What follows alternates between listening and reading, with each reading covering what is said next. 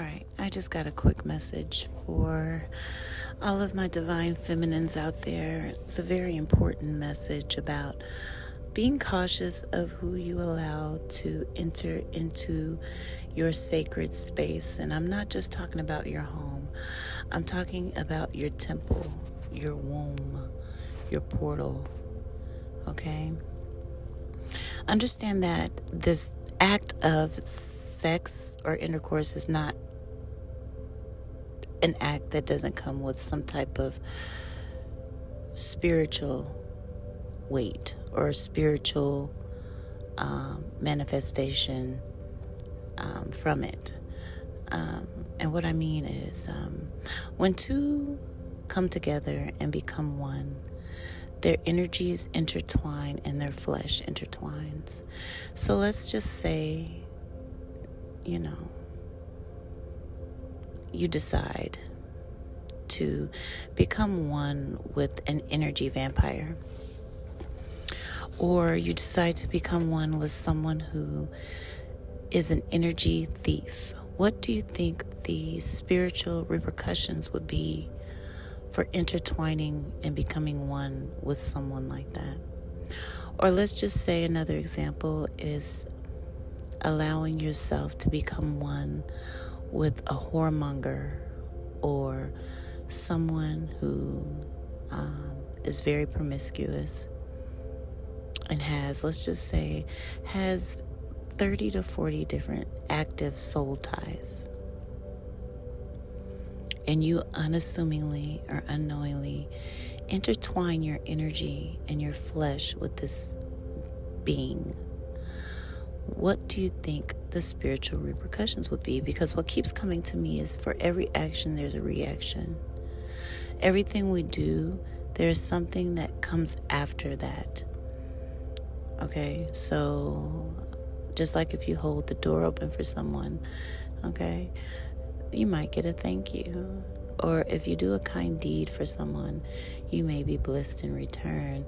If you work towards your goals now, you will reap the benefits of that work in the future. So the same thing holds true when it comes to spiritual things. So what do you think the impact that would have on your spiritual journey if you decide to become one with a destiny thief? Because there are some men who go out stealing energy from women to manifest their destiny, or to manifest materialism into their life, or to just steal the good luck, the blessings of a woman. And they do that with multiple women, sleep with multiple women.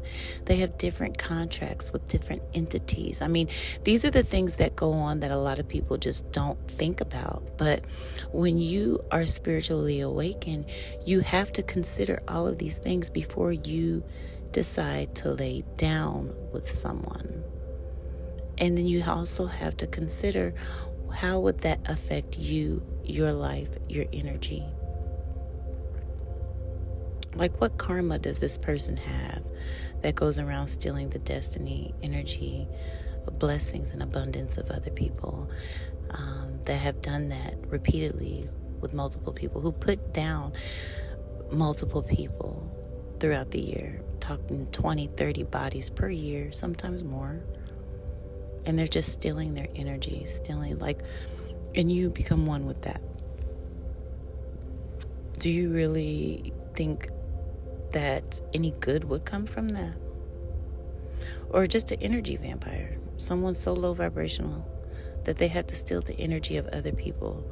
And so the energy they've stolen from others, they sleep with you and you take on some of that energy. Are you spiritually prepared to handle that? And this is why, as a spiritual woman, it's very important to consider who you decide to lay down with. You can't just lay with people and think that that's all it is. No. There is spiritual weight. There are also spiritual consequences. There is a spiritual reckoning that needs to be done with whoever you choose to sleep with. I mean, if it's not your divine life partner? Are you prepared to handle what comes with sleeping with someone who may or may not be a warlock or a witch that you don't know about?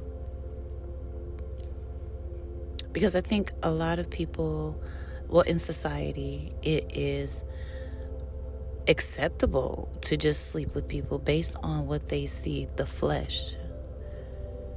But no one considers the spiritual aspect of the being that they're laying with.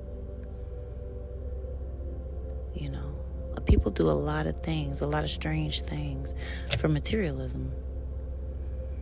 They'll make pacts with entity. Just imagine laying down, becoming one with someone who's made a pact with an entity and has allowed this entity to dwell within their vessel, to take up residence within their vessel, and you're sleeping with it.